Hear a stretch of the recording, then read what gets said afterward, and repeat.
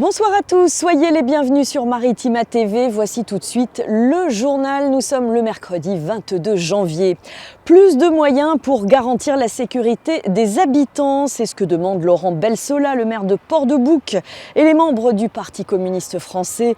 En début de semaine, ils ont rencontré le ministre de l'Intérieur, Bruno Retailleau, pour lui faire part de leurs revendications. Des renforts policiers, bien sûr, mais pas seulement. Écoutons ça au micro de Flavio Noriga. Nous avons besoin d'une présence policière. Nous avons expliqué au ministre qu'il y a plusieurs étapes pour nous. Il y a la prévention déjà. Expliquer comme pour l'alcoolisme, pour le tabagisme, d'expliquer au niveau des collégiennes, des lycéens, la dangerosité de ces produits stupéfiants. Ensuite, nous lui avons dit, nous manquons au niveau de l'État d'investigation. Il faut que les services de l'État, police, gendarmerie, douane, qu'il y ait 60 000 effectifs en plus pour pouvoir lutter, mener une véritable guerre contre les narcotrafiquants qui sont en train de gangréner nos villes, nos quartiers qui sont une économie parallèle. Donc nous l'avons bien rappelé, sachant que nous, nos municipalités, nous mettons en place, nous avons besoin de police, mais pas que. Nous avons des études dirigées, nous avons de la culture, nous avons beaucoup de choses autour pour permettre au plus grand nombre de s'en sortir, pour permettre que l'égalité républicaine s'applique. En attendant des renforts, la police mène des opérations régulières dans les quartiers Port-de-Bouc. C'était le cas d'ailleurs cet après-midi avec une descente qui a eu lieu au Comte puis aux Amarantes. Marseille, le plan Tranquillité Noailles est lancé depuis 3 jours dans le centre-ville. Le maire Benoît Payan veut frapper fort avec un dispositif policier inédit pour déloger définitivement les vendeurs à la sauvette qui rendent la vie difficile aux habitants et aux commerçants. Une trentaine de policiers municipaux sont sur place de manière quasi continue. Reportage signé Cassandra Moreau. 7 à 8 équipages engagés chaque jour, plusieurs brigades mobilisées, recours aux caméras, une présence et un dispositif inédit avec plusieurs objectifs. C'est de saturer Noailles de notre présence, de nos interventions, c'est de les décourager, c'est de reprendre le terrain, remettre la tranquillité et apaiser ce quartier qui souffre depuis trop longtemps de ces vendeurs-là. Sur 2 jours, 12 personnes ont été interpellées, de nombreuses bennes ont été remplies. Nous n'avons pas vu de vendeurs à la sauvette sur place, mais des tentatives de réinstallation ont eu lieu dans la journée. Les riverains, de leur côté, semblent soulagés. On a beaucoup d'espoir, on est très impatient de voir le résultat et on voit à quel point les équipes se donnent aussi pour vraiment nous permettre de ramener une vie un peu normale au quartier, une vie décente. Et on a des espaces-temps où il est possible de circuler un peu de manière plus fluide, d'être pas bousculé et voilà. L'opération coup de poing doit durer une quinzaine de jours, un dispositif qui pourrait être reconductible. Un drame sur un chantier SNCF la nuit dernière, peu avant 4 h du matin, près de la gare de Toulon. Un ouvrier a trouvé la mort alors qu'il travaillait sur un chantier de remplacement de caténaires. Il aurait été électrisé. La circulation des trains a été interrompue jusqu'en fin de matinée entre Marseille et Nice dans les 2 sens. Le trafic est resté perturbé une partie de l'après-midi. Une manifestation en centre-ville de Marseille contre les licenciements. C'était dans le secteur industriel. Les membres de l'Union départementale de la CGT ont défilé du siège local du MEDEF, place Charles de Gaulle, jusqu'à la préfecture. Un grand rassemblement à Paris avait lieu également devant le ministère des Finances. Tous les sites européens d'acier sont à risque de fermeture en 2025 si rien n'est fait pour protéger la sidérurgie européenne. C'est ce qu'a déclaré aujourd'hui même le président d'ArcelorMittal France, Alain Legrix de la Salle, lors d'une audition parlementaire dans la capitale, en réponse à un député qui lui demandait s'il pouvait prendre l'engagement qu'aucune autre usine d'Arcelor ne serait fermée en France cette année. Un exercice d'ailleurs ce matin sur notre site ArcelorMittal à Fos. Il s'agissait d'un exercice POI, comprenait plan d'opération interne, qui consistait à simuler une intervention sur un incendie au sein du département des Hauts-Fourneaux. Tout ça dans le cadre d'une préparation à la gestion d'incidents. Les équipes de pompiers internes étaient mobilisées. Opération menée en coordination avec le SDIS 13. Allez, on revient sur l'annonce choc des Galeries Lafayette au chapitre social, la fermeture de leur magasin à Marseille dans l'année. C'est une annonce qui a été faite hier. Les enseignes du Centre Bourse et du Prado sont concernées, laissant au total 145 salariés sur le carreau. Si l'annonce se concrétise, le groupe de distribution estime qu'il enregistrerait des pertes récurrentes depuis plusieurs années dans ces deux boutiques. Pour les Marseillais, c'est un sentiment particulier de voir ces Galeries Lafayette contraintes de fermer les portes dans l'année. Je vous propose d'écouter les réactions au micro de Nordina El Saïd. C'est surprenant, ça m'étonne parce que je ne pensais pas que c'était un commerce qui avait des difficultés. Et nous, on avait une clientèle qui venait beaucoup de là-bas, comme je travaille juste à côté. Donc voilà, j'espère que ça va pas nous enlever trop de monde. On verra bien ce que ça donne. Peut-être que ça dépend le commerce qui va remplacer aussi. Voilà. Ça paraît étonnant parce que c'est un nom qui a une réputation importante. Et donc là, le fait que ça ferme un endroit comme au Centre Bourse, qui est quand même un endroit assez central à Marseille, voilà, je trouve ça assez étonnant. Je le fréquente pas trop souvent le lieu, mais en tout cas c'est dommage pour tous les employés, surtout que c'est le Galeries Lafayette de Bourse qui a fermé et celui du Prado, ça fait quand même pas mal d'employés qui vont se retrouver au chômage s'ils ferment, donc c'est vachement dommage. La ville de Marseille n'a d'ailleurs pas caché son inquiétude. La direction des Galeries Lafayette évoque quant à elle le reclassement de ses 145 salariés concernés.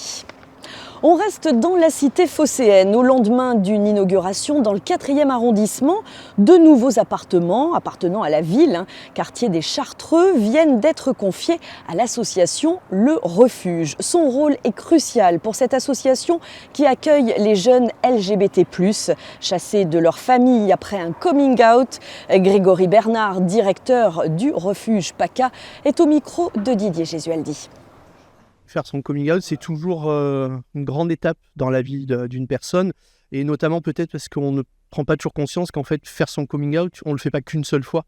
Bien souvent, on le fait toute sa vie, parce que on le fait à sa famille, on peut le faire dans le milieu professionnel, et puis on le fait bien souvent à toutes les personnes qu'on rencontre tout au long de sa vie. Donc ça reste quelque chose qui est omniprésent. Ces violences qu'ont subies ces jeunes, elles sont d'autant plus dramatiques qu'elles viennent de leur entourage proche en général. Oui, en premier lieu, ça vient des familles. Et oui, ça peut aller d'agressions verbales à des agressions physiques, à des séquestrations. Du coup, pour se reconstruire, ça passe par ce type d'étape ici, aujourd'hui, par exemple, dans cet arrondissement. C'est ça, ouais. Donc nous, on prend en charge les jeunes LGBT. On leur propose un hébergement temporaire pour qu'ils aient un toit sur la tête, puisqu'on sait que l'insertion passe d'abord par le logement, permet de se stabiliser, puis ensuite on leur propose une insertion, un accompagnement social global pour qu'ils puissent se reconstruire psychologiquement et puis aller vers l'autonomie par l'emploi et le logement autonome. Solidarité au plan national, le projet de loi d'urgence pour la reconstruction de Mayotte a été adopté aujourd'hui même par les députés à la quasi-unanimité des votants, malgré les critiques de nombreux élus, le jugeant insuffisant, 5 semaines après le passage dévastateur du cyclone Chido. Retour sur notre territoire avec Martigues Solidaire 2025. L'appel aux dons est lancé depuis plus d'une semaine maintenant. Denrées alimentaires non périssables et produits d'hygiène sont collectés en ce moment dans différents points de la ville. Et les collectes ponctuelles s'ajoutent au programme, comme aujourd'hui, devant 2 supermarchés à Jonquière avec les bénévoles et les jeunes du centre social Boudem Jonquière.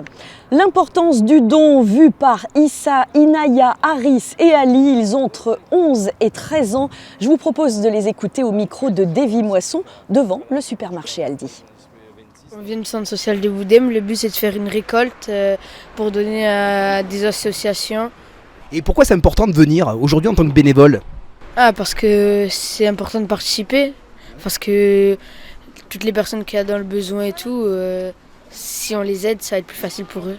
Et à 13 ans, on se rend compte quand même que c'est important de pouvoir tendre la main aux autres ? Ben oui, grâce à certaines personnes qui nous font faire des expériences comme ça, on s'en rend compte. on va accueillir des gens et on va leur demander s'ils peuvent nous acheter soit des produits hygiéniques, soit du riz, des pâtes et tout qui se conservent pour redonner à des associations. Et dès qu'on marche dans la rue et qu'on voit des gens pauvres et tout, on a envie de les aider parce qu'ils n'ont pas de toit, ils n'ont pas à manger et tout. Tu vois, voilà, c'est important. Et même au collège, on nous enseigne ça des fois. C'est le centre, ils nous ont bien expliqué comment devenir bénévole. Et ils nous ont expliqué pourquoi fallait aider les autres. C'est normal d'aider les autres qui en manquent que nous. Même donner un petit truc, c'est un petit geste. Si c'est important de donner un gros truc, on peut donner un petit truc, mais l'essentiel c'est qu'on a donné un truc. Ça me fait du mal de voir les gens qui sont à la rue, rien, qui mangent pas les enfants. Toutes les personnes pauvres méritent notre aide. Puis la roue va tourner. Il faut faire du bien et le bien vous viendra. Qu'est-ce que vous pensez de ce concept de ce Martigues solidaire qui fête sa 8e année? Mais il faut le faire plus souvent et pas attendre une fois par an. De quoi nous inciter à toujours plus de générosité, bien sûr. Martigues solidaire au profit donc de 6 associations de solidarité de notre territoire, comme les Restos du Cœur, Partage ou encore les équipes Saint-Vincent. C'est jusqu'au 6 février pour donner. Vous avez tous les points de collecte sur martiguebouge.fr. Je vous rappelle qu'il y a un spectacle surprise, un concert à la clé, prochainement sous la halle de Martigues. On reste à Martigues, avec des restrictions de circulation en vue autour du stade Turcan. Vous le savez, on s'en est fait l'écho. Dans nos précédentes éditions, le FC Martigues fait son grand retour ce vendredi sur la pelouse de Turcan. Et en raison du plan Vigipirate imposé par la préfecture de police, lié au match de foot de Ligue 2, la ville prend des dispositions. Circulation des véhicules interdite sur le chemin de Paradis ce vendredi entre 17h et 23h. Et quant au stationnement, ça démarre dès demain soir 20h. Jusqu'à vendredi 23h.